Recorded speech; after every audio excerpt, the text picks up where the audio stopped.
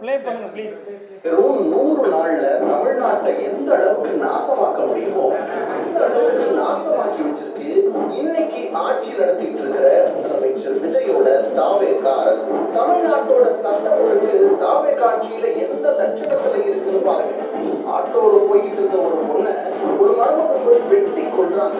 கல்லூரியில கஞ்சா விற்கிறதா புகார் கொடுத்த ஒரு மாணவனை 20 பேர் அடிச்சே கொள்றாங்க. விசாரணைங்கிற பேர்ல 6 பேர் லாக் அவுட். இப்படி தினம் தினம் கொலை கொள்ளை பாலியல் வன்கொடுமைன்னு தமிழ்நாட்டோட சட்டம் ஒழுங்கு சங்கி சிரிக்குது. பெண்களுக்கு பாதுகாப்பு இல்லைன்னு வீரவசனம் பேசின முதலமைச்சர் விஜய் ஆட்சியில 6 வயது சிறுமி முதல் 60 வயது அம்மா வரைக்கும் யாருக்கும் பாதுகாப்பு இல்லாத சூழல் தான் இருக்கு. சமீபத்துல கூட கிருஷ்ணகிரி மாவட்டத்துல 8 வயது சிறுமிக்கு பாலியல் தொந்தரவு கொடுத்திருக்காங்க. அது மட்டுமா, அவரோட கட்சியோட ராணிப்பேட்டை மாவட்ட செயலாளர் மேலையும் ஸ்ரீவைகுண்டம் தாவேக சட்டமன்ற உறுப்பினர் மேலையும் பாலியல் புகார் இருந்தும் கைது பண்ணாம இருக்கிறத பத்தி முதலமைச்சர் விஜய் ஒரு வார்த்தை கூட பேசல.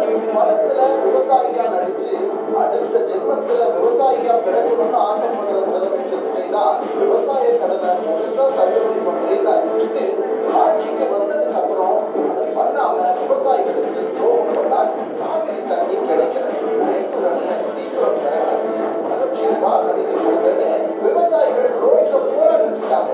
ஆனா அவங்கள சந்திக்க நேரம் இல்லாத முதலமைச்சர் விஜய் சினிமா நடிகர் நடிகைகளை மட்டும் நேரம் ஒதுக்கி மிஸ் பண்ணாம சந்திக்கிறார். 200 யூனிட் மின்சாரம் இலவசம்னு முதலமைச்சர் அறிவிச்சார். ஆனா உண்மை என்னன்னா 500 ரூபாய் கட்டிட்டு வீடு இன்னைக்கு 5000 ரூபாய் மின்சார கட்டணத்தை கட்டுறாங்க. தமிழ்நாட்டு வரலாற்றில் இல்லாத அளவுக்கு மின்சார கட்டணத்தை உயர்த்தியிருக்காங்க. சொத்து வரியை 4 மடங்கா உயர்த்தியிருக்காங்க. அது மட்டும் இல்ல, மக்கள் அன்றாட பயன்படுத்துற அரிசி பருப்பு பால் எல்லாமே விலை ஏறிக்கிட்டே இருக்கு. இதுதான் 100 நாள் தாவேக அரசு பண்ண சாதனை. அது மட்டும் இல்ல, பழனி கோவில் நிலத்தை 100 கோடிக்கு போலி பத்திரம் மூலமா வித்தது, அரசு வழக்கறிஞர் பதவிக்கு லட்சக்கணக்கில் லஞ்சம் வாங்கினதுன்னு தமிழ்நாடு தாவேக ஆட்சியில படுற பாடு கொஞ்சம் நஞ்சம் இல்ல. தமிழ்நாடு இப்படி நாசமா போயிட்டு இருக்கும் போது இதை எதுவும் கண்டுக்காம நம்ம விஜய் சர்க்கார் சர்க்கஸ் சர்க்கார் அமைச்சர்கள் எல்லாரும் என்ன பண்ணிட்டு இருப்பாங்க தெரியுமா? பிஸியா ரீல்ஸ் எடுத்துட்டு இருப்பாங்க. தப்பா தமிழ் பேசுறீங்க திருத்திக்கோங்கன்னு சொன்னா நான் ஏன் பண்ணணும்னு கேட்கிற உருட்டுக்கட்டை அமைச்சர். வாட்ஸ்அப் மெசேஜ் படிச்சுட்டு அதிமேதாவி மாதிரி பேசுற முதலமைச்சர். ஆயிரக்கணக்கான மக்கள் இருக்க ஸ்டேடியம்ல ஏடிஎம் கார்டுல பவுடரை ஒதுக்குற கொக்கைன் அமைச்சர். டாக்டருக்கு படிக்காம எல்லாரும் ரப்பர் கார்பெண்டர் ஆகணும்னு சொல்ற ஆர்எஸ்எஸ் அமைச்சர். ஸ்கூல் பசங்களுக்கு இங்கிலீஷ் தெரியாதுன்னு அவமானப்படுத்துற ரீல்ஸ் அமைச்சர். இவ்வளவு பிரச்சனை நடந்தாலும் எதற்கும் வாய் திறக்காம இருக்கிற உண்மை முதலமைச்சர்னு எல்லாரும் சேர்ந்து தமிழ்நாட்டை ஒரு சர்க்கஸ் கூடாரமா ஆக்கி வச்சிருக்காங்க. மொத்தத்துல மாற்றம்னு சொல்லி ஆட்சிக்கு வந்த தாவேக அரசால மக்களுக்கு மிஞ்சினது வெறும் ஏமாற்றம் தான். சிஎம் சார், இப்படியே போனா தமிழ்நாடு நாசமாக சிஎம் சார்.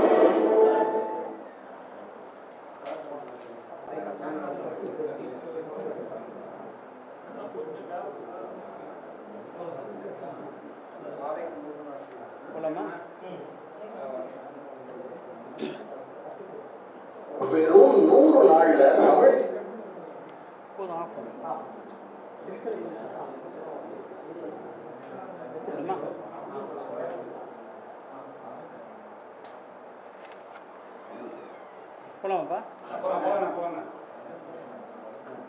வாங்க எல்லோரும் சேர்ந்து ஒரு ஃப்ரெஷ் கவர்னன்ஸை உருவாக்கலாம்.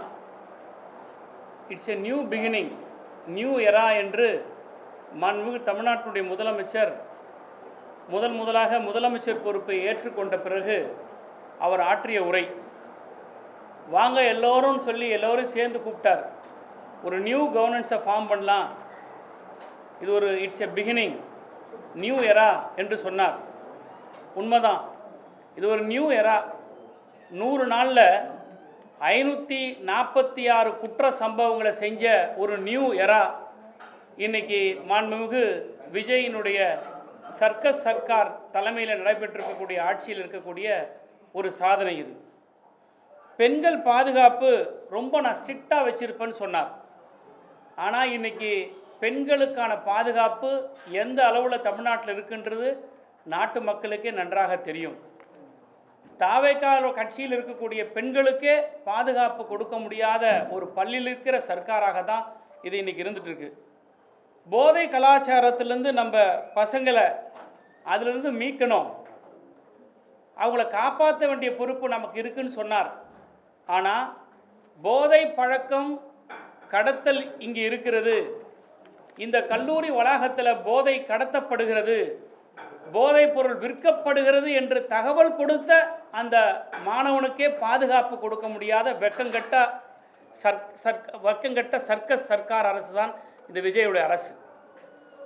நீங்கள் சட்டத்தை பாதுகாக்கக்கூடிய ஒரு முதலமைச்சர், சட்டம் ஒழுங்கை கையில் வைத்திருக்க கொண்டிருக்கக்கூடிய முதலமைச்சர், காவல்துறையை கையில் வச்சிருக்கிற முதலமைச்சர், ஜென்சி பிள்ளைகளெல்லாம் உங்களுக்கு ஆர்வமாக வாக்களித்த இந்த முதலமைச்சருக்கு இன்னைக்கு ஜென்சிக்கள் மட்டும் ஏறத்தாழ 10க்கு மேற்பட்ட இளைஞர்கள் இன்றைக்கு கொல்லப்பட்டிருக்கிறார்கள், படுகொலை செய்யப்பட்டிருக்கிறார்கள். இந்த கொலை பழியை மாண்புமிகு முதலமைச்சர் அவர்கள் ஏற்றுக்கொண்டு தான் ஆக வேண்டும். இந்த 100 நாளில் பல குற்ற சம்பவங்கள் தமிழ்நாட்டில் நடந்திருக்கு. நான் ஏற்கனவே சொன்னது மாதிரி 576 குற்ற சம்பவங்கள் இருக்குது. அதில் குற்றங்கள் வாரியாக எங்களால் பட்டியலிட்டு சொல்ல முடியும். இந்த ஒரு வாரத்தில் மட்டும் குற்றங்களினுடைய எண்ணிக்கையில் எடுத்துக்கிட்டிங்கன்னா, கோவையில் ஒரு மாணவன் போதைப் பொருளை பற்றி தகவல் கொடுத்ததா சொல்லி, அமுதன் என்கிற மாணவன், காவல்துறையே சொல்லுது அந்த கல்லூரியில் படிக்கக்கூடிய மாணவர்கள் இடத்துல, அமுதன்ற உங்கள் ஃப்ரெண்டு தான் எல்லா தகவலும் கொடுத்தாருன்னு சொல்கிறாங்க. அதை அடிப்படையாக வச்சு சக மாணவர்களெல்லாம் அந்த மாணவனை கொலை செஞ்சுருக்கிறாங்க. ஆனால் சட்டமன்றத்தில் மாண்புமிகு அமைச்சர் என்ன சொல்கிறாரு, இரு கோஷ்டிகள் இருக்கக்கூடிய மோதல் சொல்லிட்டு வழக்கினுடைய தன்மையை திசை திருப்புறார். நான் கேட்கிறேன் மாண்புமிகு முதலமைச்சர் அவர்களே, இளைஞர்களுக்கான அரசு என்று நீங்கள் மார்த்தட்டி கொள்கிறீர்கள், இளைஞர்கள் மூலமாகவே ஆட்சிக்கு வந்தேன் என்று சொல்லுகிற நீங்கள், ஒரு இளைஞன் குற்றம் நடைபெறுகிறது என்று காவல்துறைக்கு சொன்ன ரகசியத்தை காப்பாற்றாத காவல்துறை, அப்படிப்பட்ட காவல்துறை என்ன மாதிரியான காவல்துறை, அதற்கு நீங்கள் முதலமைச்சராக இருப்பதற்கு கொஞ்சமும் உங்களுக்கு தகுதி இருக்கிறதா என்ற கேள்வியை தான் உங்களை நோக்கி நான் கேட்கிறேன். அமுதனுடைய தாயார் சொல்லுகிறார்கள், அரசின் மீது எங்களுக்கு நம்பிக்கை இல்லை, மாண்புமிகு எதிர்க்கட்சி தலைவர் அண்ணன் உதயநிதி அவர்கள்தான் எங்களுக்கு நீதி பெற்று தர வேண்டும் என்று சொல்லுகிறார்கள் என்று சொன்னால், ஆளுகிற அரசின் மீது இந்த நாட்டு மக்களுக்கு நம்பிக்கை இல்லை, எதிர்வரிசையில் இருக்கக்கூடிய எதிர்க்கட்சியாக இருக்கக்கூடிய திராவிட முன்னேற்ற கழகத்தின் மீது தான் நம்பிக்கை இருக்கிறது என்பது இது எடுத்து காட்டுகிறது. நேற்றைக்கு திருவொற்றியூரில் 2 அமைச்சர்கள், ஆதவ அர்ஜுனா அவர்களும் மாண்புமிகு ராஜ்மோகன் அவர்களும் ஓட விட்டிருக்காங்க. இந்த 100 நாள் சாதனை என்னவென்று சொன்னால், அமைச்சர்களை தலை தெறிக்க ஓட வைத்தது தான் இந்த 100 நாள் சாதனை. இதே மாதிரி தண்டையார்பேட்டையில் கஞ்சா வித்ததை தட்டி கேட்ட பையனை அம்மிக்கல்ல தூக்கி கொலை செஞ்சுருக்கிறாங்க. திருவரம்பூரில் 2 தாவேக்காக்காரங்க ஒருத்தரை வெட்டி கொலை பண்ணியிருக்கிறாங்க. விருதுநகரில் ஒரு ஸ்கூல் பொண்ணை டார்ச்சர் பண்ணதுக்கு தட்டி கேட்ட அப்பாவை வெட்டி கொண்டு இருக்கிறாங்க. காஞ்சிபுரத்தில் கோயில் திருவிழாவில் 2 இளைஞர்கள் வெட்டி கொண்டு இருக்கிறாங்க. திருபுவனத்தில் 25 வயசு இளைஞரை வெட்டி கம்மாயில் வீசி இருக்கிறாங்க. திருப்பூரில் லவ் பண்ண சம்மதிக்க மறுத்த அந்த பெண்ணை கொலை செஞ்சது மட்டுமல்ல, அந்த அம்மாவையும் இளைஞர்களையும் கொண்டு இருக்கிறாங்க. ஈரோட்டில் ஃபேன்சி ஸ்டோருக்குள்ளே புகுந்து ஒரு பெண்ணை கத்தியால் குத்தி இருக்கிறாங்க. இதெல்லாம் இந்த கடந்த ஒரு வாரத்தில் நடந்த குற்ற சம்பவங்கள். அம்பத்தூரில் புதூரில் ஆட்டோவில் ஒரு பெண்ணை உட்கார வச்சு கழுத்தை அறுத்து ரோட்டில் வீசி இருக்கிறாங்க. இந்த மாதிரியான குற்ற சம்பவங்கள்லாம் இதுக்கு முன்னாடி நடக்கவே இல்லை. சினிமா படத்தில் வர மாதிரி காட்சிகளை, கொலை காட்சிகளை அரங்கேற்றி கொண்டிருக்கிறாங்க. கும்மிடிப்பூண்டியில் 17 வயசு இளைஞனை கொன்று கல்லறை மேலே போட்டு, இன்னும் சொல்லப்போனால் சில கொலை சம்பவங்களை செய்து ரீல்ஸ் எடுத்து வெளியிடுறாங்க. இதெல்லாம் எந்த கலாச்சாரத்தை காட்டுது? ஒரு திரைத்துறையிலிருந்து வந்தவர் தமிழ்நாட்டுக்கு முதலமைச்சர், அதனுடைய விளைவு என்னன்னா, நீங்கள் திரைப்படத்தில் ஹீரோவாக இருக்கலாம், திரைப்படத்தில் நீங்கள் நடித்து காட்டின அந்த ஹீரோயிசத்தெல்லாம் பார்த்து இன்றைக்கி தமிழ்நாட்டு இளைஞர்கள் இதை செய்கிறார்கள். தமிழ்நாட்டுடைய இளைஞர்களுக்கு நீங்கள் ஒரு தவறான முன்னுதாரணமாக இருக்கிறாங்கன்றது தான் இதை எடுத்து காட்டுது. வேலூரில் தலைமை பெண் காவலரையே குத்தி கொண்டு இருக்கிறாங்க. இதை விட என்ன கேவலம் இருக்குது? வெக்கமா இல்லையா முதலமைச்சருக்கு? காவல்துறையை தன் கையில் வச்சிருக்கக்கூடிய முதலமைச்சர் காவல்துறை இடத்துல தகவலை கொடுக்குறாங்க. தகவல் கொடுத்த பையனை காப்பாற்றுறதுக்கு வக்கீல்ல இந்த காவல்துறைக்கு. ஆனால் எதிர்க்கட்சி தலைவர் கைதின் போது சாலைகள் இருக்கக்கூடிய திராவிட முன்னேற்ற கழகத்தினுடைய இளைஞரை பார்த்து 2 கையை வச்சு அடிப்பார் சென்னை மாநகரத்தினுடைய ஆணையாளர் கமிஷனர் அமல்ராஜ். எந்த கமிஷனர் எந்த காவல்துறை கமிஷனர் ஒரு கைது நடவடிக்கைகள்லாம் ஸ்பாட்டுக்கு வந்திருக்கிறாங்க? இருக்கிற வேலையை விட்டுட்டு வேறு வேலையை நீங்கள் செஞ்சுக்கிட்டு இருக்கிறதுனால தான் இந்த குற்ற சம்பவங்கள் நடக்குது. அன்றைக்கி திமுகவுடைய இளைஞருடைய முதுகில் 2 கையை வச்சு அடிக்கிறீங்களே, அந்த ஆர்வம், அந்த ஆளுமை குற்றவாளியை கண்டுபிடிக்கிறதுக்கு இந்த காவல்துறை இருக்க வேண்டும். கோயம்புத்தூரில் இதே மாதிரி நகைக்காக ஒரு வயதான பெண்ணை கொண்டு இருக்கிறாங்க. இந்த ஆட்சியில் பச்சிலம் குழந்தையிலிருந்து பல்லில்லாத பாட்டி வரை பாலியல் வன்கொடுமைக்கு ஆளாக்கப்பட்டு கொலை செய்யப்படுகிறார்கள். நான் ஆட்சிக்கு வந்தால் சட்ட ஒழுங்கை காப்பாற்றுவேன்னு சொன்னார். இதுதான் சட்ட ஒழுங்கை காப்பாற்றுற லட்சணமா? நான் ஆட்சிக்கு வந்த பிறகு மக்களுக்கான ஆட்சியை நான் தருவேன்னு சொன்னீங்க. மக்களுக்கான பிரச்சனை இதுவரைக்கும் எதை பேசியிருக்கிறீங்க? நீங்கள் காவிரி நதி பிரச்சனைக்காக நீங்கள் வாய் திறந்துருக்கிறீங்களா? நேற்றைக்கு கர்நாடகாவில் தமிழர்களை சுட்டு கொண்டு இருக்கிறாங்களே, அதற்காக நீங்கள் வாய் திறந்து பேசியிருக்கிறீங்களா? இல்லை மேட்டூர் 12ஆம் தேதி ஜூன் 12ஆம் தேதி தண்ணி திறந்து விடணுமே, அதை பற்றி ஏதாவது வாய் திறந்து பேசியிருக்கிறீங்களா? மேகதாது அணை கட்டுவது குறித்து நாங்கள் தனியாக ட்ரிபுனல் அமைக்கப்பட வேண்டும் என்று ஒன்றிய அமைச்சரிடத்தில் போய் நீங்கள் கேட்டிருக்கிறீங்களா? ஒன்றிய அரசிடத்தில் நீங்கள் பம்புறீங்க. அங்கே நீங்கள் பம்புகிற முதலமைச்சராக தான் இருக்கிறீங்களே தவிர தமிழ்நாட்டில் நீங்கள் சட்டமன்றத்திலையும் வெளியிடங்களில் மட்டும்தான் நீங்கள் பாயிர முதலமைச்சராக நீங்கள் காட்டுறீங்க. இந்த ஆடி மாதமானால் தள்ளுபடி கொடுப்பாங்க பொருளுக்கெல்லாம். ஒரு சட்டை வாங்கினா ஒரு சட்டை ஃப்ரீ, ஒரு பேண்ட்டு வாங்கினா ஒரு பேண்ட்டு ஃப்ரீ, ஒரு ஜாக்கெட் பீட்டு வாங்கினா இன்னொரு ஜாக்கெட் பீட்டு ஃப்ரீன்னு ஆடி மாதம் தள்ளுபடி கொடுப்பாங்க. அந்த மாதிரி இந்த கொக்கைன் பவுடர் பயன்படுத்தின சரத்து மந்திரினுடைய தொகுதியில் கஞ்சா வாங்கினா மாத்திரை ஃப்ரீ. இப்படிப்பட்ட ஒரு கேவலமான கேடுகட்ட ஆட்சி தமிழ்நாட்டில் இது வரைக்கும் நடந்திருக்கா? ஒரு பொருள் வாங்கினா ஒரு பொருள் ஃப்ரீன்னு கேள்விப்பட்டிருக்கோங்க. கஞ்சா வாங்கினா மாத்திரை ஃப்ரீன்னு சொன்ன ஒரு தரங்கட்ட அரசாங்கம் தமிழ்நாட்டில் இது வரைக்கும் நடந்திருக்கா? விஜயனுடைய அரசாங்கம் நடந்திருக்குது. சட்டமன்றம் நடந்துக்கிட்டு இருக்கு.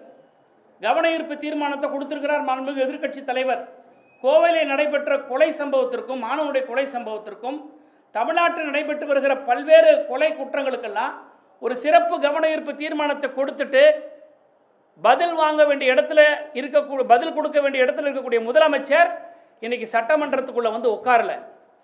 எதிர்க்கட்சி தலைவர் சட்டம் ஒழுங்கை பற்றி கவன ஈர்ப்பு தீர்மானத்தை கொடுத்த பிறகு சம்பந்தப்பட்ட முதலமைச்சர் காவல்துறை கையில் வச்சிருக்கிற முதலமைச்சர் பேசாமல் ஓடி ஒளிஞ்சுக்கிட்டு இருக்கிற அமைச்சர்களெல்லாம் சம்பந்தமே இல்லாத அமைச்சர்லாம் எழுந்து பேசிக்கிட்டு இருக்கிறாங்கன்னா இது என்ன மாண்பு? என்ன சட்டமன்றத்தினுடைய மரபை நீங்கள் கடைபிடிக்கிறீங்க? இதில் வேற லட்சணம். ஒரு அமைச்சர் சொல்கிறார், முதலமைச்சர் வரும்போது எழுந்துச்சு நிற்கணும் எதிர்க்கட்சி தலைவர். நான் கேட்குறேன், முதலமைச்சர் தான் மக்களால் தேர்ந்தெடுக்கப்பட்டவரா? எதிர்க்கட்சி தலைவரும் மக்களால் தேர்ந்தெடுக்கப்பட்டவர் தான். அப்போ எதிர்க்கட்சி தலைவர் வரும்போது சிஎம் விஜய் சார் எழுந்து நிற்பாரா? என்ன பேச்சு இது?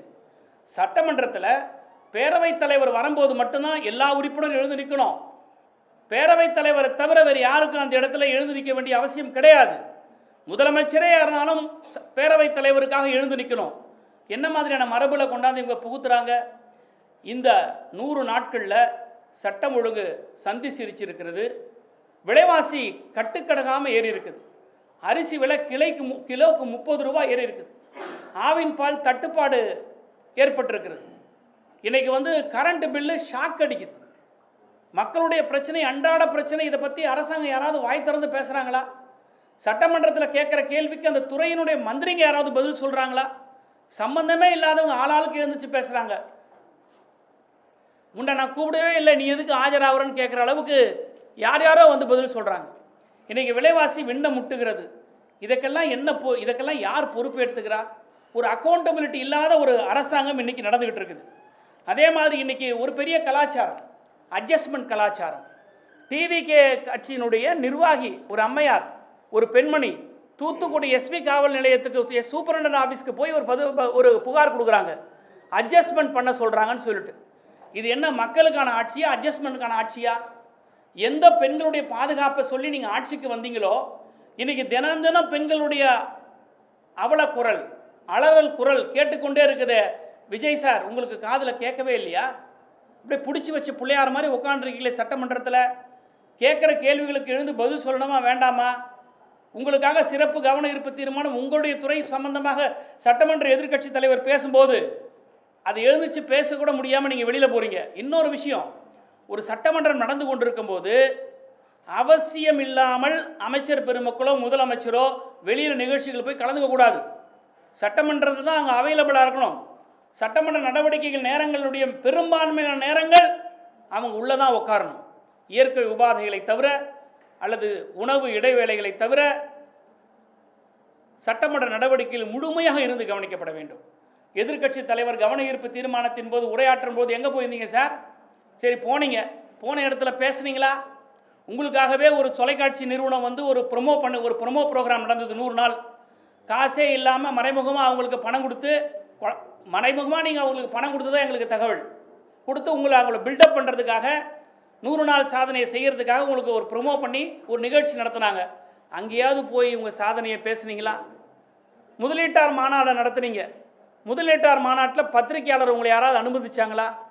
ஏன்னா குட்டு வெளிப்பட்டுரும். பத்திரிகையாளர் உள்ளே போனாங்கன்னா இன்வெஸ்டர்ஸை யாராவது பேசுவாங்க. பேசும்போது இவங்கெல்லாம் உண்மையிலே இன்வெஸ்டர்ஸா இல்லை கோட்டு சூட்டு மாட்டின்னு வந்து இன்வெஸ்டர்ஸான்றத குட்டு வெளிப்பட்டுடும்.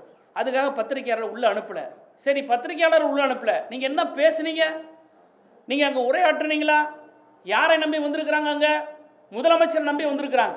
முதலமைச்சருடைய பாலிசி என்ன, பார்வை என்ன, நோக்கம் என்ன, தொழில்துறையை பற்றி எண்ணம் என்ன, இதை பற்றிலாம் பேசினா தானே நம்பிக்கையோடு வந்து அவங்க வந்து உங்களிடத்தில் முதலீடு செய்வாங்க. இது எதுவுமே கிடையாது. சினிமா படத்தில் நடிக்கிற மாதிரியே இன்றைக்கி ஆட்சியை நடிச்சுக்கிட்டு இருக்கீங்க. நான் ஒன்றே ஒன்று கேட்குறேன், இந்த ஆட்சியாளர்களை பார்த்து நீங்கள் 100 நாளில் சாதித்தது என்ன அப்படின்னு ஒரு வீடியோ வெளியிடுறீங்க. எதையாவது ஒரு சாதனையை நீங்கள் வெளியிட்டீங்களா? இன்றைக்கி காலையிலேருந்து நான் பார்த்துக்கிட்டு இருக்கேன். நீங்கள் வந்து பதவியேற்பு விழாவில் பேசின பேச்சு, அங்கங்கே நீங்கள் விட்ட டைலாக்கு, இதையெல்லாம் தான் நீங்கள் செஞ்சீங்களே தவிர, அதை விட இன்னொரு முக்கியமான சாதனை என்னன்னா, விஜய்க்கே டஃப் கொடுத்துருக்குறாங்க நம்ம மந்திரிங்களாம். ஜனநாயக படத்தை பார்த்துட்டு ஆக்ஷனில் ரொம்ப கில்லடியாகிறாங்க ஒவ்வொரு மந்திரியும். எல்லாம் கண்ணீர் விட்டு எழுதாங்க. விஜய்க்கு கூட அந்த நடிப்பு வராது, அந்த அளவுக்கு டஃப் கொடுத்துருக்குறாங்க. இதுதான் இந்த 100 நாட்களில் செய்யப்பட்டிருக்கிற சாதனையை தவிர வேறு எதுவுமே கிடையாது. பத்திரிகையாளர்களுக்காக சந்திப்பது கிடையாது. 100 நாள் ஆச்சே, நீங்கள் பத்திரிகையாளரை சந்தித்து நான் செஞ்சிருக்கிற சாதனை ஏதாவது சொல்லியிருக்கிறாரா? ரெண்டாவது, பத்திரிகையாளர்களை வந்து தணிக்கை செய்கிறார்கள். எந்த நிகழ்ச்சிக்கு வர வேண்டும், எந்த நிகழ்ச்சிக்கு வெளியே வைக்க வேண்டும் என்ற ஒரு கட்டுப்பாடு. இது அறிவிக்கப்படாத எமர்ஜென்சி. பத்திரிகையாளர்களுக்கான சுதந்திரத்தை இவங்க வந்து கொடுக்கவே இல்லை. இதை யாரும் கேட்கவும் மாட்டேன்றீங்க. யாராவது புறக்கணிக்கிறீங்களா முதலமைச்சருடைய நிகழ்ச்சியை? யாராவது அமைச்சர்களுடைய பேட்டியை புறக்கணிக்கிறீங்களா? கண்டென்ட்டுக்காக நீங்கள் போகிறீங்க, ரைட்டு, ரீல்ஸுக்காக போகிறீங்க. எவ்வளோ காலம் இப்படியே போக போகிறீங்க? தமிழ்நாட்டுடைய கலாச்சாரம் மாறுது, தமிழ்நாட்டுடைய அரசியல் மாண்பு மாறுகிறது, தமிழ்நாட்டுடைய அரசியல் மரபு மாற்றப்படுகிறது. இதையெல்லாம் எதிர்க்கட்சியாக எங்களை போன்றவர்கள் மட்டும்தான் கேட்க வேண்டும் என்பது அல்ல. பத்திரிகை துறையாக இருக்கக்கூடிய உங்களுக்கும் அந்த பொறுப்பு இருக்குது, அந்த கடமை இருக்குது. அதனால தான் சொல்கிறேன், இந்த 100 நாள் வந்து இது வந்து சர்க்கஸ் சர்க்காரை தவிர மக்களுக்கான சர்க்கார் அல்ல. இந்த 100 நாளில் நாசமாகி வருகிற தமிழ்நாடு, நாசமாகும் தமிழ்நாடை தவிர இது நாளுக்கு நாள் முன்னேற்றம் அடைகிற இது தமிழ்நாடு கிடையாது. எனவே இந்த 100 நாள் நீங்கள் செய்யவில்லை என்றாலும் கூட அடுத்து வர காலங்களில் சட்டமன்றம் நடைபெற்று கொண்டிருக்கிறது. இந்த சட்டமன்றத்தில் அந்தந்த துறை அமைச்சர்கள் எழுந்து பதில் சொல்லணும். அந்தந்த கேள்விகளுக்கு அந்தந்த அமைச்சர்கள் பதில் சொல்லணும். அதை விட்டுட்டு நீ செஞ்சியா நான் செஞ்சியா அறவேக்காடு மந்திரிகளாக உட்காந்துருக்கிறாங்க. தயவுசெய்து நான் சொல்கிறதுக்கு இது மன்னிக்கணும். சுத்த அறவேக்காட்டு அமைச்சர்கள் எந்த கேள்விக்கு எப்படி பதில் சொல்லணும்னு தெரியாமல் பேசிக்கிட்டு இருக்காங்க. ஒரு ஆதவர்ஜனார் ஒரு அமைச்சர், அரசியலும் தெரியல, ஆட்சியில் இருக்கக்கூடிய அதிகாரத்தை பற்றியும் தெரியல. நாடாளுமன்றத்தில் வந்து நீட்டு மசோதாவை திராவிட முன்னேற்ற கழகத்தை சேர்ந்த காந்தி செல்வன் அமைச்சர் வந்து சட்ட முன்வடிவை தாக்கல் செய்தாருன்னு ஒரு வடிகட்டுன்னு பொய்ய சொல்கிறார்.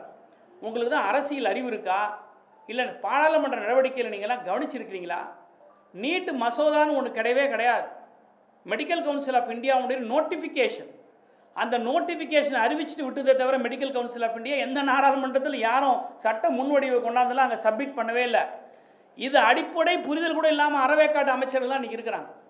இன்றைக்கி சட்டமன்ற பேரவை நடவடிக்கைகளை வந்து லைவ் போடுறீங்க, போடுங்க, நல்லா எக்ஸ்போஸ் ஆக போகிறீங்க. நீங்கள் தான் இந்த கூட்டத்தொடர் முடிஞ்ச பிறகு கோமாளிகள் கூடாரம் அப்படின்னு தான் வருமே தவிர சட்டமன்றத்தில் ஆக்கப்பூர்வமான எந்த ஒரு கேள்விக்கும் பதில் அளித்ததாக இருக்கவே இருக்காது. அதனால தான் சொல்கிறோம், திராவிட முன்னேற்ற கழகம் திரும்ப திரும்ப சொல்வது என்னென்னா, இந்த 100 நாளில் நீங்கள் செஞ்சதெல்லாம் சட்டம் ஒழுங்கு சந்தி சிரிச்சிருக்குது, போதைப் பொருள் அதிகமாக நடமாடுகிறது, போதைப் பொருள் விற்கிறார்கள் என்று காவல்துறைக்கு சொல்லக்கூடியவர்களுடைய ரகசியத்தை காப்பதற்கு முடியாமல் திணறுகிறது இந்த ஆட்சியாளர்கள். அவர்களை காவு வாங்கி கொண்டிருக்கிறது. இது ஒரு மோசமான போக்கு. விவசாயிகளுடைய பிரச்சனை, விலைவாசி பிரச்சனை, கரண்ட் பில்லு ஏறி இருக்குது. இதையெல்லாம் கண்டுகொள்ளாத இந்த அரசாங்கம் இந்த 100 நாளில் பல்லை இழிக்குதே தவிர எந்த விதமான சாதனையும் இது படைக்கலாம். கடந்த 5 ஆண்டுகள் இந்த திமுக அரசுடைய ஆட்சி காலத்துல போதை கலாச்சாரம் வேரூன்றி இருக்கு. அதை ஒழிக்காம இந்த தவறுகளையோ குற்ற சம்பவங்களையும் தடுக்க முடியாது. திமுக செய்த தவறுனால தான் சம்பவம் நடக்குது. அதை நாங்கள் கட்டுப்படுத்திட்டு வரோம், விரைவில் அது தீர்ப்போம்னு சொல்றாங்க. அதுக்கு தானே ஆட்சி உங்கள் கையில் கொடுத்துருக்காங்க. கடந்த 5 ஆண்டு திராவிட முன்னேற்ற கழகம் ஆட்சி சரியாக செய்யலைன்றதானே அவங்களுடைய கூற்று. மக்கள் உங்களுக்கு ஒரு மேண்டேட் கொடுத்துருக்குறாங்களே. போதைப் பொருள் விற்குதுன்னு சொல்கிறான் ஒரு புள்ள தம்பி, அவனை பாதுகாக்கிறதுக்கு துப்பில் இந்த அரசாங்கம் திமுக மேலே பரிசம்பத்துக்கு என்ன தகுதி இருக்குது? இந்த மாதிரியான சம்பவங்கள் திமுக ஆட்சியில் நடைபெற்றிருக்கா? இந்த மாதிரி வந்து ஒரு தகவலை சொன்னார்ன்றதுக்காக அடித்து கொண்டிருக்கிறாங்களா? எங்கேயாவது கல்லூரிகளில் இந்த மாதிரி வந்து இந்த மாதிரியான ஒரு கொலை குற்றங்கள் இதெல்லாம் நடந்திருக்கா? சமுதாயத்தில் அங்கங்கே நடந்திருக்கும். ஆனால் இது அரசினுடைய ஃபெயிலியர். இது அதான் நான் கேட்குறேன். டிஜிபி டெய்லியும் கவர்னன்ஸ் போலீஸ் கவர்னன்ஸை பார்க்குறாரா டிஜிபி? சென்னை கமிஷனர் வந்து இதெல்லாம் கவனிக்கிறாரா? நட்சத்திர ஹோட்டலுக்கு முதலாளிகளெல்லாம் கூப்பிட்டு யாருக்கும் லஞ்சம் கொடுக்காதுன்னு சொல்லி சொல்கிறாரு. ஏன் அவங்கள கூப்பிட்டு சொல்கிறீங்க? உங்கள் கான்ஸ்டபிளை கூப்பிட்டு சொல்லுங்கள், இன்ஸ்பெக்டரை கூப்பிட்டு சொல்லுங்கள், எஸ்ஐயை கூப்பிட்டு சொல்லுங்கள், 10 மணிக்கு மேலே போகாதப்பாங்கன்னு. அதை சொல்ல மாட்டேன்றீங்க.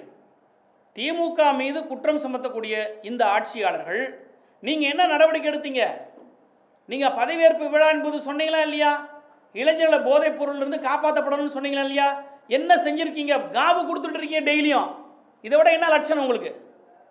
100 நாள்ல சாதனை கேட்குறீங்க. 100 நாள்ல எதுவுமே கடந்த ஆட்சியில் விட்டு வைக்காத நிதி பெருக்கி இருக்கிறோம், வருவாயை கூட்டி அதுக்கப்புறம் தான் செய்ய முடியும். 100 நாள்ல என்னென்ன இருக்கோ அதை மக்களுக்காக நேர்மையாக செஞ்சுருக்கோம். லீக்கேஜஸை ஸ்டாப் பண்ணிட்டு இருக்கோம்னு சொல்கிறாங்க. கொண்டாந்து காட்ட சொல்லுங்கள். லீக்கேஜை காட்டியிருக்கிறேன்னா உங்களோட நிதிநிலை அறிக்கையில் வருவாய் வந்து உயர்ந்திருக்கணும்ல. 15,000 கோடி வருவாய் வந்திருக்குதுன்னார். உடனே எங்களுடைய முன்னாள் நிதியமைச்சரான தங்கம் தென்னரசு எழுந்திருச்சு 15,000 கோடி வந்திருக்குதுன்னா எந்தெந்த அக்கௌண்ட்டில் எந்தெந்த ஹெட்டில் வந்திருக்குது மாண்புமிகு அமைச்சர் சொல்ல முடியுமான்னு கேட்குறாரு.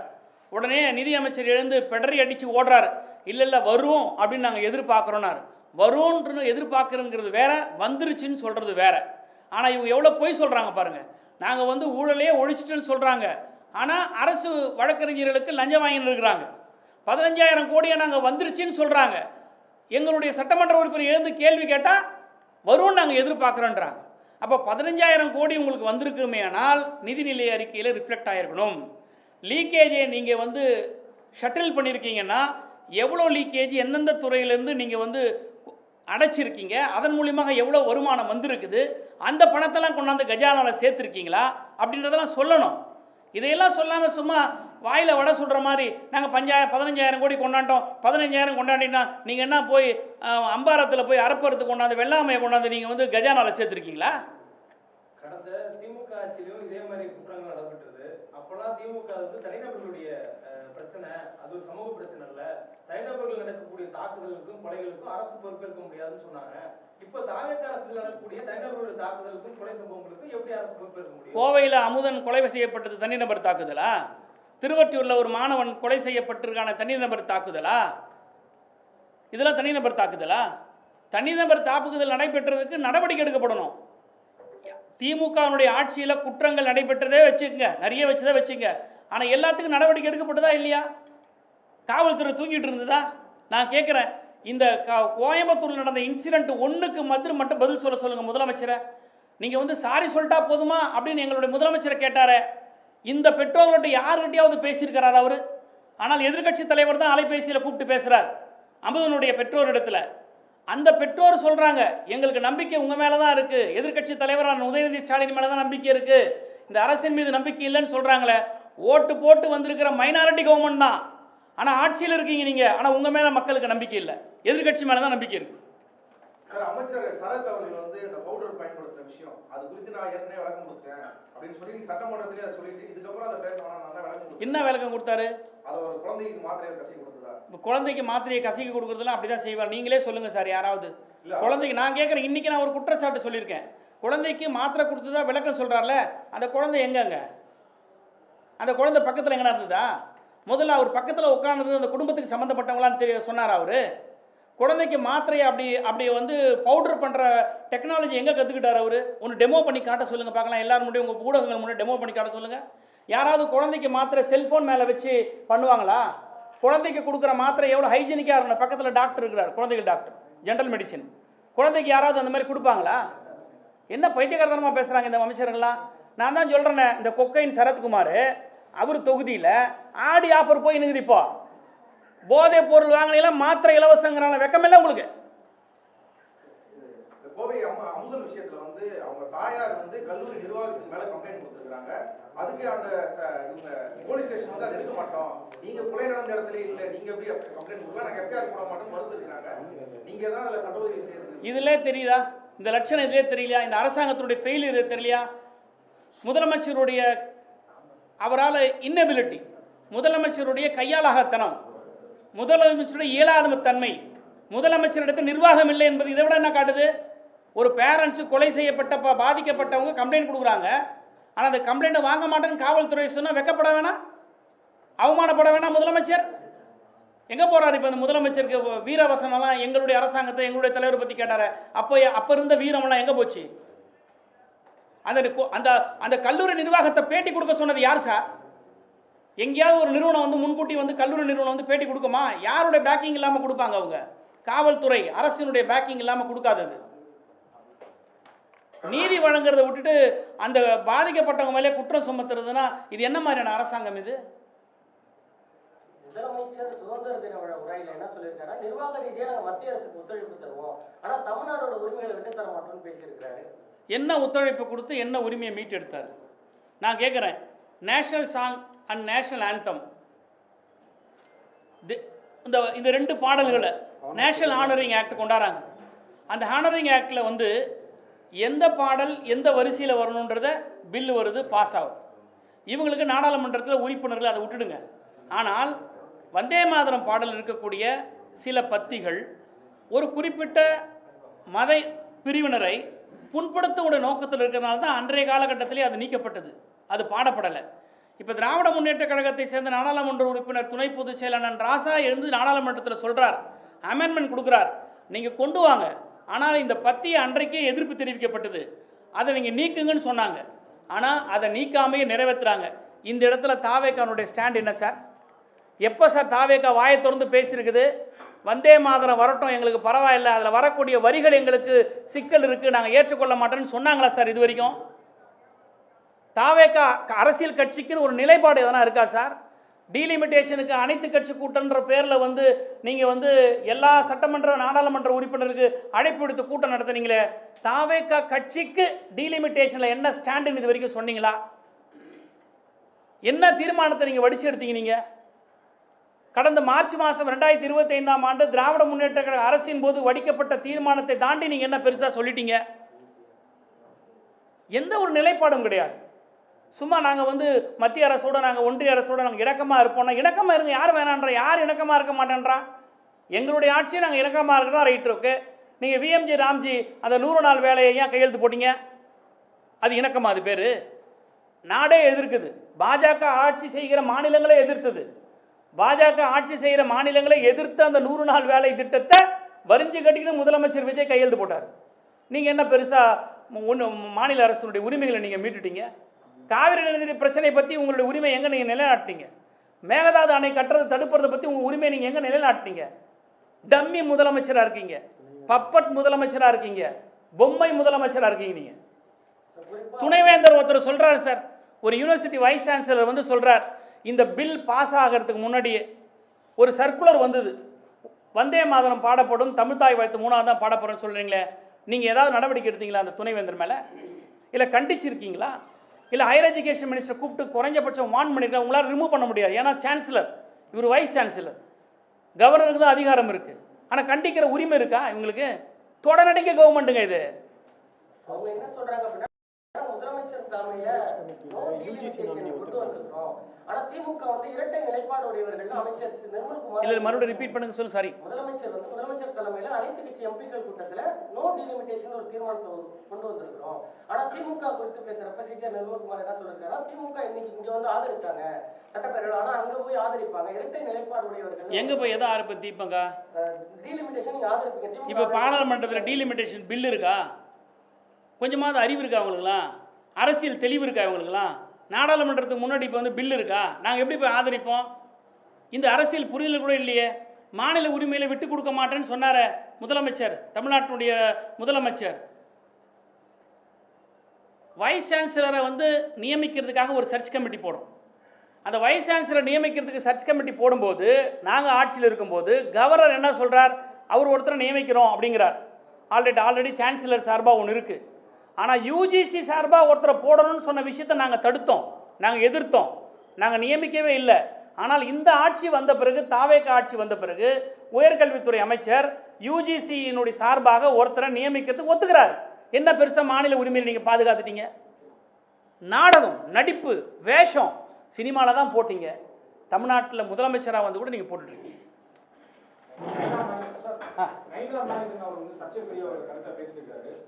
அதே உதயநிதி ஸ்டாலின் அவர்கள் மீது உடனடியாக கைது நடவடிக்கை போன அரசு வந்து இதுவரைக்கும் என்ன நடவடிக்கை எடுக்க அப்படின்னு பார்க்குறேன். பாஜக கண்டு பம்பும் டம்மி முதலமைச்சர் விஜய்.